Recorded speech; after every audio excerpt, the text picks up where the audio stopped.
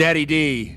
If it ain't going down at the Bunny Ranch, it ain't going down at all. It's going down at the Bunny Ranch. Going down. Welcome, listeners, viewers, and everyone, right? Well, this is the Bunny Ranch podcast. Yes, I am not Alice Little of this episode, but my name is James. I'm the media manager. I'm going to be hosting a slightly different podcast with two ladies who've been in the show before. So we really don't need a ton of introductions, but, you know, we kind of do. Because, well, I mean, how can we not introduce you two? We should introduce ourselves. Yeah. Well, I mean, obviously. But I guess whoever wants to go first, go. I'll introduce Abby. This is Abby. Thank you. She's from Sagebrush. She's amazing. Yeah, and I'll introduce Sandi. This is Sandi Benks, everybody. Sandi is amazing, too. She's at BunnyRanch North. And actually, fun fact, we worked together at BunnyRanch North. So and then you left me. I did. But it's okay. And I miss you dearly. I like coming over here and visiting. Yeah, when it's I always can. nice. Yeah. And I get to see you sometimes, hopefully off ranch, because yes, we get to do that, too. You know, we get to leave and go hang out. And Sandi is someone I truly would hang out with outside of the ranch. I mean, we always clicked, and we still haven't partied yet together. I know, so, that needs to happen as well. I know everybody says that on live stream, like, oh, we haven't had a party yet, but I can't believe we haven't had a party yet. I know. We'd be a really amazing match. Yeah. That would be fun. I mean, yeah, look at you two. It'd be, I mean, just knowing your personalities, not what you do in the bedroom, I can just imagine, like, the wild moments you're going to have right there. Oh, yeah. The music would be up loud. Yeah. Lots of bubble bath going on. Yeah. The connection's important with the ladies, too. Yeah. Well, yeah, And definitely. It's more about that than anything. I mean, when you vibe, it's so fun. Yeah, well, like, tell me more about that, though. Like, what exactly, like, what about that connection that makes it really good for that? Like, can you just do a party with someone else, like another girl, just anyone off the street, or is it going to be better? Well, not anyone off the street, they can't be obviously. off the street. Anyone in the ranches. But there are sorry. couples who come in, and then you do have a girl, you know, that comes in with a guy, and then you get to just meet someone totally new. Yep. That is actually from off the street. Yeah. So I mentioned this also earlier this week, but I had 3 couples parties this week in my 1 week, and I only had 1 couples party in the whole almost 2 years that I've worked at the ranches, and it's like all of a sudden there were 2 in the last few days at Love. There was one this morning. They were such a beautiful couple. I'm always so proud of them for wanting to like walk in. It's one thing to be like a single guy and be like, oh, I'm going to go to the ranches, but when you have to have this whole development of just like that, the chemistry, and then to know that a couple is that interested and has that courage to be like, let's go do this, you know? Or maybe they had it in their personal life before and it's hard to orchestrate something like that just spontaneously out there. in the wild. Yeah. Out in the wild. Actually, this is the wild. That's all like concrete. So I recently went on a 2-girl out date, and the client said something that really, struck a chord with me, but he was saying it having a group of 3 people really brings out everybody's best. Like, that was his opinion. Okay. And because we asked, like, why did you want to take both of us out, and kind of, like, getting to the bottom of that. And I got to experience that 3 times this week. So that is so cool. Now it's, like, all in my head. And look at it, there's 3 of us here. Yeah. We're all bringing out each other's best. It provides an interesting dynamic. Exactly. I figured it a 3 kind of, we won't call this a party, but kind of a 3 like enjoyable talking time. Yeah. They're a trifecta of greatness. Oh, well, that's the way of greatness. That's the way it goes. Yeah. And I think, to answer your question, the chemistry, I'm the type of person, I think you are too, like, I pretty much get along with anybody. Yeah. So, and it's cool the way different girls in different parties, you learn something new about them that you don't get to know just eating or hanging out in the parlor, and then you're in the party together and you're like, whoa, like, I see why that guy keeps coming back to see you because you're amazing, but you don't necessarily get to see that. I also think having a lot of guys think, oh, that's too much, I can't handle 2 girls, like, and I'm like, no, it's actually easier because the girls can play, you can watch, there's more teasing with it.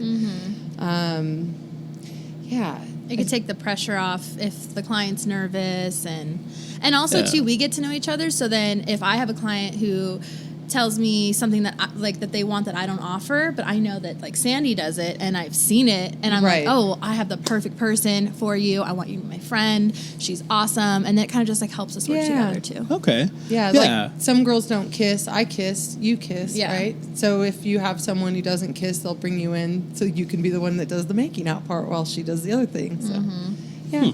Interesting. There's a lot of troubleshooting that goes into, like, there's one thing to negotiate money and time. It's another thing to really find out what a person wants and provide that. I mean, sometimes it can take a little while for, like in the middle of the party, how many times have you're like, why didn't you tell me that?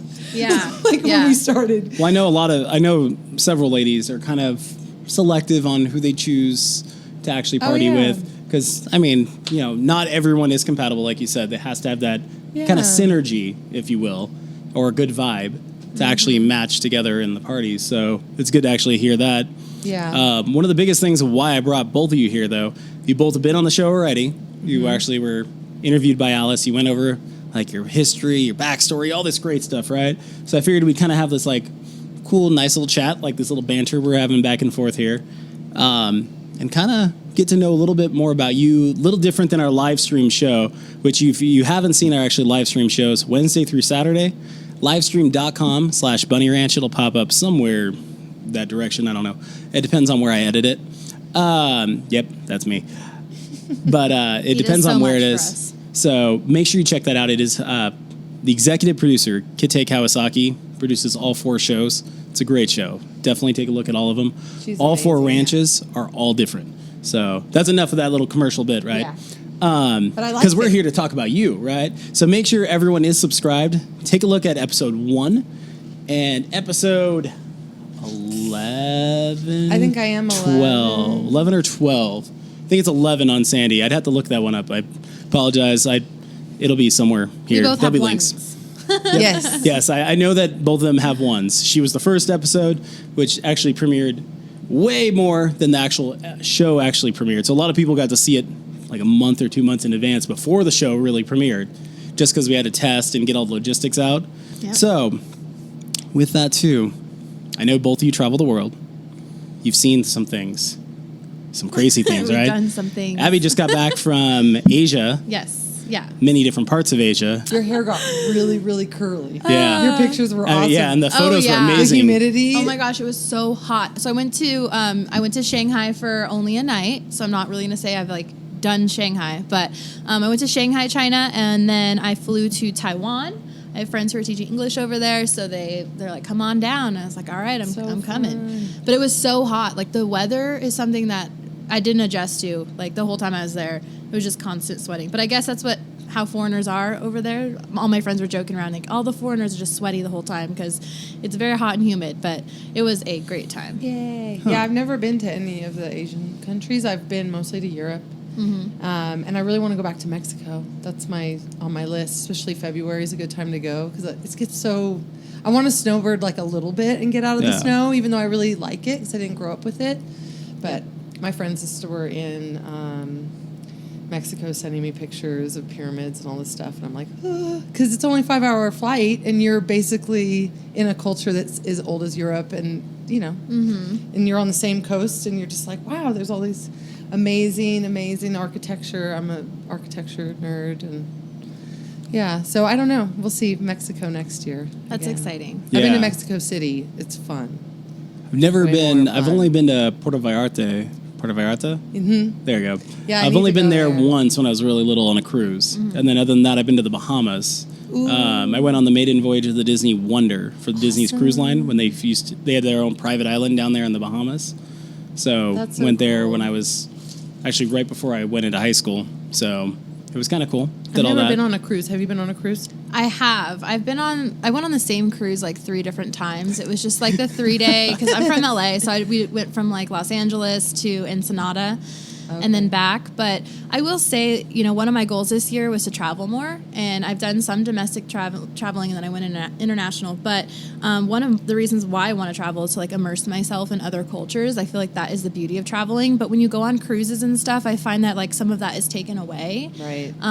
Too much comfort. Yeah, and you're just Yeah. like, you're more isolated, and I want to really get the full, like, cultural immersion experience. Yeah. So that's something I'm really trying to do more of. Yeah, I Anywhere want to I go go. see Europe and Asia. That's my biggest thing. I want to go see all of that, take photos, really see a lot of those different cultures and see a lot of the ancient culture and even some of our recent cultures that some of it's just been left to rot because of, redevelopment or countries changing regimes or whatever the case may be, right? So, Yeah. I mean, that's kind of the cool thing. It's a fast-changing world out there. That's Yeah. super fascinating So- that you say that, actually, too, because I have a friend who went to do, what is it? I'm drawing a blank on it, but where you go, Peace Corps, the Peace Corps. Oh, She went okay. to Yeah. some place near Greece, but it was this ghost town because all of, like, the elders were dying off and all the young people were, like, going more into the big cities. So this town she was teaching was basically just, like, slowly drifting away, like, before her eyes. And I was like, wow, that really happens. Like, that's Wow. crazy. Jeez. Especially Greece. I was in Santorini a few years ago, and it blew my mind. You're walking on these marble. Everything's marble. You're walking across the ground. It's like, this isn't concrete. This is just straight marble. Yeah. But then there's so much poverty now there. It was just like, I don't know. It was a little overwhelming for me. And it was on an island.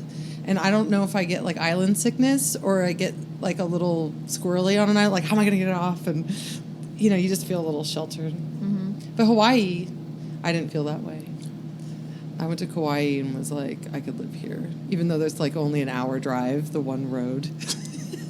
I've never been to Hawaii. Oh, you gotta go. I've been there a few times. That's not another country. I know, That's the I United know, States. I know. But it's still out in the middle of the ocean. Okay. and- Well, in that case, why don't we just segue into, how many states have you been to? I only Whoa. have a few left. And they're like the states above New York. I've been to Connecticut and Rhode Island, but I haven't been further north than that. And then there's a few Midwest I've skipped. But when I was in a band, we did 2 full U.S. tours. So we drove, and I just went through every state. And then I've gone cross country twice besides that. And I did all of that. I didn't drive till I was 30. Whoa. Fun So- fact, I didn't know about Sandy. Yeah, nobody knows how old I am anyway, but now you know I'm at least 30. She just started driving. I did. No. And so, yeah, it's interesting to see the U.S. compared to Europe because I'm like, wait a minute, your neighbor's Spain and we get Nebraska? Like, that's no fair. Like, that's not cool. When you were traveling around for your band, well, when you said you've been to a lot of states, I figured that's the reason why. Yeah. But did you ever find that you just wanted to camp out in a place and you stayed somewhere for like a month? Or was it all really like fast moving? It's very fast moving when you're on tour. And the cool thing about it is that you want anything to get home and get to the comfort of your home, but you seriously get there, and we call it like post-tour depression. You just kind of like, this is boring. Where are we going today? What do you mean I'm not going anywhere? Because we drive anywhere from 4 to 10 hours a day to get to a gig and then load out and play, and then the next morning you leave again. Some of my friends who are in bigger bands, they have like the big gear and the big motorhome thing, and so they sleep at night while the driver's driving for them. And then they can hang out all day in whatever town they're in. But even then, you got to bail real fast and go to the next town. But yeah, the places I fell in love with were Philadelphia, New York, Chicago, all the big cities that we played in. I'm glad I have that all in my brain now. Like, what are all the, because especially here, we get so many girls from all over the country. Oh, yeah. And I get so excited because I'm like, oh, you're from Texas. Cool. Where in Texas? Oh, I played in Austin. Oh, and it's just neat to see all the different personalities from all the different states because there's definite, especially if you get like a certain combinations of people that are from different areas just in the same country and they're not getting along because one is East Coast, one's West Coast. Yeah. No, I know that one because military. Yes, so exactly. I was thrown in with literally everyone from even around the world. Yeah. Because we went to basic and AIT for the Army, which is basically like their Army college where you learn your skill sets. But I mean, everywhere. I mean, and you see all the different clashes of every different type of culture. It was crazy. So, Yeah, and there's a lot of like, wait, that's a misunderstanding, or that's their inflection from their accent. Like some people don't understand the Pacific Northwest accent. They think someone might be a little on the snobbier side. And I'm like, no, they actually just like inflect like a little Kardashian, like with a little fry at the end. And that's not meaning they're trying to, it's just their accent. So I've been to 48 states. Holy crap. The only two I haven't been to is Alaska and Maine. Really? So same thing, Maine, we haven't gotten. Yeah, and I've always wanted to go to Maine. Yeah, we never got that far when we were, because it was probably when I was in middle school. We did the whole tour up the East Coast, I think we flew into Washington, D.C. back then, and then we just drove up and then back downward and then just saw different states and different cities and stayed like a few days in each city. My grandparents took me on all these trips. Yay. So I just remember this one time, not to take away from your great stories, though. No, I like But this is kind of funny, though. We rented this Lincoln Town Car, my grandpa did, and we're driving in New York, in Manhattan. And who's driving? My grandpa. Oh, my. So I was probably like 13, 14-ish. And we're driving, and my grandpa's up there, my grandma's up there, and then my cousin and I then I believe that's all that was with us, actually. It was just the four of us traveling. Could be wrong. Could be forgetting one cousin. But it's okay. We're driving up, and we get stuck in this traffic. And he sees like an open lane on the side on the right. So he's like, oh, no one's going over there. I'll just do it. Because my family's from California. We're going to find ways to get around people, so we do. He drove up into this lane. It was not really a lane. I guess it was kind of like a sidewalk. Oh, my. And it's driving down this thing, and we're passing cars. And it's big enough for this huge Lincoln Town Car. Like, you just imagine this giant, oversized car. And all of a sudden, he looks over, he looks in front of him, and he just rams this, like, Chinese laundry cart. And it goes flying, I kid you not, literally over the cars on the road. And he's like, oh, man. Well, we better keep going. And he just drives back in and gets off on the next area and then just drives a different direction.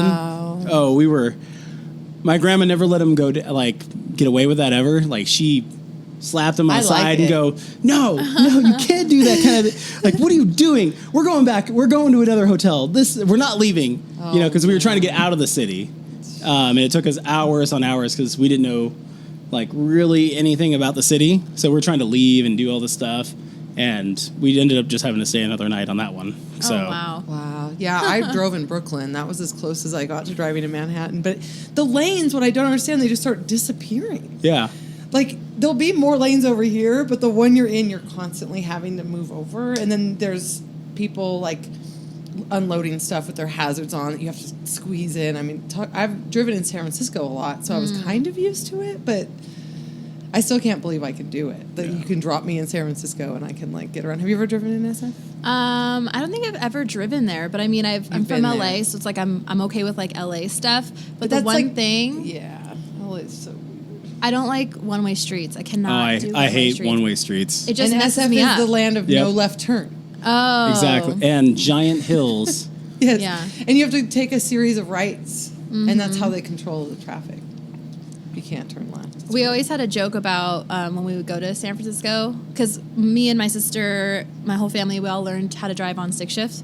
So we made jokes about how it'd be really difficult trying to go learn up those hills. Stick shift in San Francisco. Oh my gosh, that would be a challenge for sure. I have a hard enough time just having my brake on a hill and having to go without hitting the person behind me. Okay, no, I'm not going to drive with Sandy. No, I'm just kidding. It's okay. I drive a granny car now. All right, so I think maybe let's jump into kind of getting back to what we do. What is one of the craziest, wildest, fun, or most fun parties you guys have had?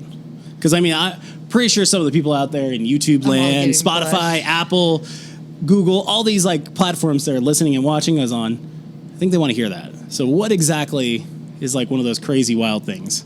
Well, or funny? For me, I know I have one. And it's not, I don't know why it's so wild to me, but it has to do with the way our brains work when it comes to sex, like what is a turn on? Because I've always been submissive, but working here has brought out my dom side more. And then I got it, like from the sub standpoint, like, oh, doming is very intellectual pleasure. And so I have this guy who comes in that I call the tickle monster. But I don't call him that to his face. And he enjoys bondage and tickling. And he will usually select me and another girl, and I have to make sure her feet are beautiful. And then, that's very important that they're painted and beautiful. And then I have stretching bars, to clip in. And we flip a coin to see who goes first. And me and the guy, if I don't get picked, get to tickle the hell out of this girl. Which is just so fun, because when do you get to do this? And, that would be some crazy strings you got to pull. And this guy just comes in, he knows what he wants. And I just think it's so creative. And it is wild because he squirts lotion all over the bottoms of our feet and rubs them with a hairbrush like this. And you're just screaming, and the cashier has to tell everyone in the house, don't worry about the screaming coming from the VIP room because it's a tickle party. That's funny. So are you really ticklish, though? Like, yes, super ticklish? Especially my feet. Ah, okay. And to have an orgasm while you're in that, because there's also that going on as well, is just like... and there's a term called Dom drop, that some people know. And what is that? Dom drop is when you basically give all your energy to your sub, and you think like, oh yeah, I'm the powerful one, and I got all this, and then afterwards you just completely they exhaust you. They take all your energy, and so I call it tickle drop because I am worthless after that party. Like, it's happened a few times, and I'm just like, wow, there's no way, because the screaming, the being tied up real tight. Yeah. But the Sounds best part is he's though. so smart to have the other girl, because one, you don't ever really want to do a bondage party alone. Mm-hmm. You always want someone there with you. So he knows how to do that. And then the whole thing ends in the tub, just talking about some of the most interesting, like we were talking about Colonel Custer, and I'm just like, wow, this is like the quintessential working in a brothel experience, It runs the gamut of, and he even tells me, he's like, you seem like someone I would have as a girlfriend, and I would never do this if I did have a girlfriend, and nobody would ever expect that I liked this. And I love that about this job, is like, no one knows.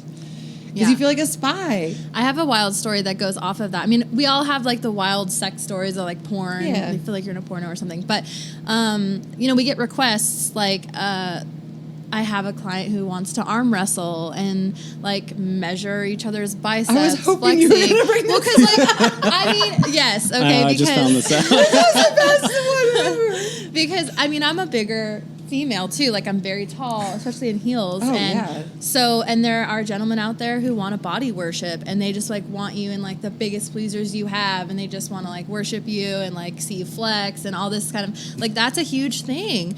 And when can you go out in the world and if you're on a casual date, just drop that on someone when you get to the bedroom? It makes people uncomfortable. But here they know we're so open-minded, and I feel like that really is something unique about what we do, is that people know they can come here and they can say whatever, and it's we've seen it all, we've done it all, it's all good, we enjoy it all. I love giving cool experiences like that. Should we arm wrestle right now?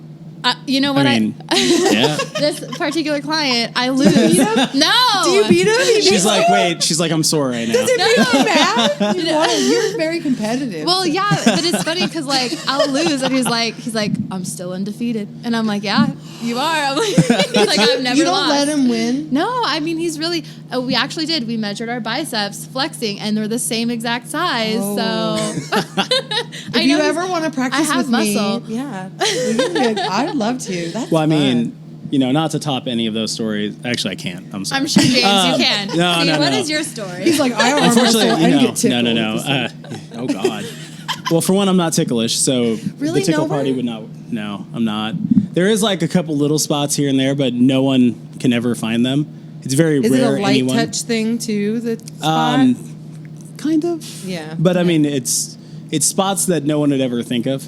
I also have a ridiculously high tolerance for pain, so That's I don't a bad thing, I don't though. feel pain very easily. Yeah, you gotta be careful. 3 hours and a I needle know. without. I only let them take one break. So in San Francisco, this one time, we were in the Castro district. My two buddies and I, we were down there, and we were at this one restaurant, Hamburger Mary's or something like that. It's this gay restaurant bar thing. I love Hamburger Mary. Yeah, I was like, I'm not sure. They're building a new one. They had one in Sacramento. Yeah, they're building it in Sacramento. I know that, or Yeah. it just opened. But we went to there, and they were like, hey, this old couple, like they looked over, and they knew we were ordering margaritas and stuff like that. There's the best margaritas in town. You go to this Mexican restaurant. It's over in Castro District. And I'm like, oh, okay, And we decided to go later. Went later, and we walk in, go to the bar. And we're like, oh, yeah, we came here for the margaritas. We were told the best place to get them. And the guy looks over. He's like, okay, yeah, here, let me get you some. You're here for the shower show, right? And we're like, the what? And he goes, yeah, you see that thing over there? And it's a shower. And it's water. I asked if it was alcohol because that would have been better. And literally the guy gets in there and he was dancing and squeegeeing the shower. And he was the worst. He had the most awkward face. I'm sorry. It was really bad. And we were just sitting there with our drinks and just like our mouths just dropped. We're like, what? I thought you got to shower in margaritas. No, I was like, wish. I would totally pay for that. I would have paid like, for that. I mean, specialty tequila, bar? especially California. I mean, our drinks costed like $20, $30 a pop every time we ordered But something. he wasn't even good. No, he wasn't naked, and he wasn't that good either. He wasn't even good at squeegeeing. I Was think we the were shower too. clean when he was done? I don't think we stayed the whole show. I think we actually left and went to the nightclubs right after that. Really weird. And then we ran into him in a nightclub too. Oh my God. This is like probably 3-4 hours later. Weird. That's even weirder. But to tie it back into this company, though, one of the coolest stories that I have, though, are these two little old ladies. They came on to the BunnyRanch. I was up there. I forget what I was doing. I think I was waiting for some reporters or a documentary team, one of the two, to come up there. And they're coming up, and they were asking questions, and just gray hair, little old white women, right? Coolest ladies ever. They walk up, and they're like, come on. Get this, bitch. Go get that damn shirt. I'm buying you this shirt. You're putting it on. And they're holding up BunnyRanch shirts, which BunnyRanch shirts sometimes have the best slogans, like BunnyRanch Eat Fresh, like the parody on Subway, always open, always tasty, all these different things. And she's holding up all these like little, the women's shirts. And some of the women's shirts are not designed for normal women sometimes. Yeah. They're designed for really tiny, tiny women. And like, it's one of them, I don't remember their names, but they're like, yeah, you got to get this. And I got to talking to these ladies, and they're like, no, my husband passed away a few years back. Her husband just passed like a few months. So we're going on a road trip across the country, and we had this on our list of the places we had to stop, and we had to get T-shirts and take pictures outside and inside of it. It's been always our dream to come here and just to see it. She's like, I believe in sex work. I did this back in, I don't know what year she was yelling. But and I sat there and talked to them for like 10 minutes, and they were talking about all that great stuff.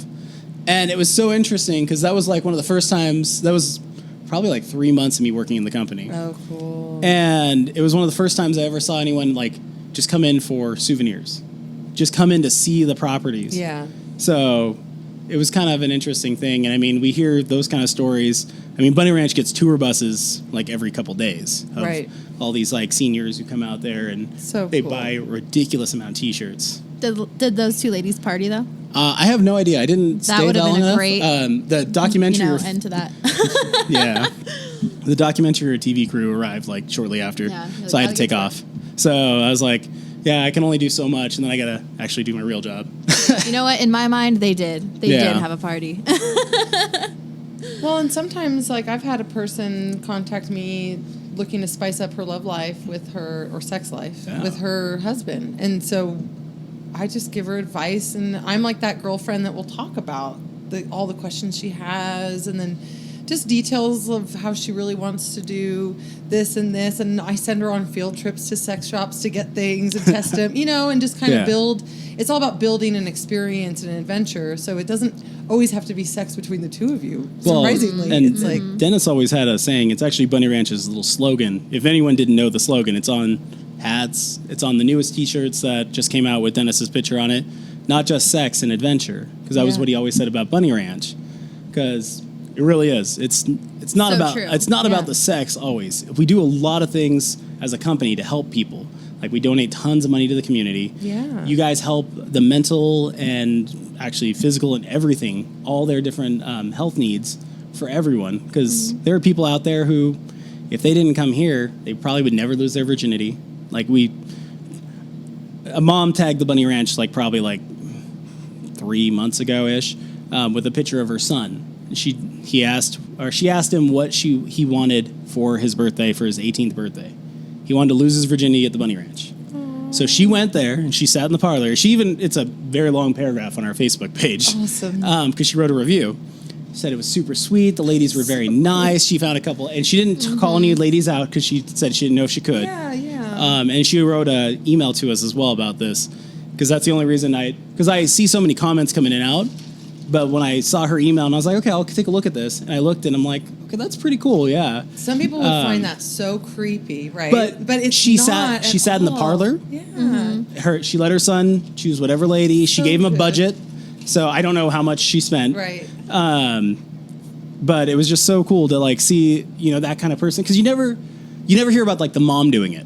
You hear about like it's a Dads will come dad in will with bring their the, and Yeah. ironically we see a lot more women coming through these days in a lot of the ranches, because I go through all 4 of the ranches: Bunny, Sage, Kit Kat, and Love Ranch, and I see every different type of clientele, from the most gorgeous men and women in the planet, not just our employees, and our legal sex workers. But I mean, you see all the different types, right? So it's kind of cool, and this is why I'm doing this kind of like a breakdown where we get to have a normal chat, because now they can see your real personality. Oh, So you can yeah. see it on live stream, you can see it on the podcast, you can talk to them by email, but this is just like basic banter. I mean, we didn't really talk about our jobs too much, right? So it's kind of to get you out and open and enjoy the actual moments. So, but with that being said, though, you two, they can actually email and talk. Well, they can email me and talk to me too, but I'm just not going to do anything. But how do we really get a hold of you? I know that's like our number one question on all of our shows, right? How do we get a hold of you? But really, what social media? What's your email? What's your sign? She lit up. Look at that. I'll let Sandy take So. this away first. Well, we have a really great message board. It's a forum style, so that's a good way to lurk the girls. I know and so start many people chatting. don't know about that. And it's bunnyranch.com/forums. Yes, and we also have almost all the girls have a good presence on Twitter. Mine's at Sandi Benks, Sandy with an I, Banks with an E, and then I know you and I are really good with our emails, and I'm on that email like every day because I have a lot of people I correspond with email who I've met, and a lot that just send me little love letters that I read and respond to, or people that are just reaching out and want an appointment, or just want to chat before. So my email is SandiBenks@loveranch.net. It'll be somewhere under her, like that little lower third will pop up somewhere over there. Yep. Yeah. And you can also find me on the message boards, and on Twitter, my handle is at AbbyAvery, and that's 0 as in the number 0. And that's basically because I needed a filler in the middle when I first set it up, and everything else was taken. And now I'm like, oh, it's so confusing because people want to type out the word 0. Anyways, you can also email me at AbbyAvery@sagebrushranch.com. And, if you do, it's your first time, you'll probably get a new client questionnaire. So just know that that's sort of like an auto thing that's sent to you. And then that just helps me get to know you a little bit better before we start really communicating. And I write novels on that email. Like, I'm just all the time. So Yeah, she you're a actually great took a writer. video of me one time. Yeah, and, with your set it nails. up. Yeah. And your cleavage. Yeah, because I'm so loud when I type in the parlor. I'm just like all over it. So, yeah. Sexy. Reach Yeah. out to us, talk to us, Yay. come see us. Yeah, and if you want to get a hold of anyone in the company as far as anything for social media, at Bunny Ranch on Twitter, on Instagram, at Bunny Ranch NETWK for the Bunny Ranch Network, at Love Ranch North, at Kit Kat Brothel, at Sagebrush Ranch. Those are all the Twitter handles for those. And if you have any questions about the podcast or anything like that, email me, james@bunnyranch.com. And you can find me on Twitter, James_Extreme, XTREME. You can see all that. If you like a bunch of like weird memes and like dumb like animal videos and stuff like that, and I retweet all of the stuff that the Bunny Ranch does because I'm in charge of all the social media. So I tend to retweet a lot of that fun stuff, just give them extra coverage, right? Yes. Yeah. And I think that's the end of this like podcast. Thanks liked for it. So listening. yeah, thank you for listening, and see you all next time. Bye bye. Honey. All right. That was fun. Yep. I'm probably leaving this section in that just said that was fun. It's going down.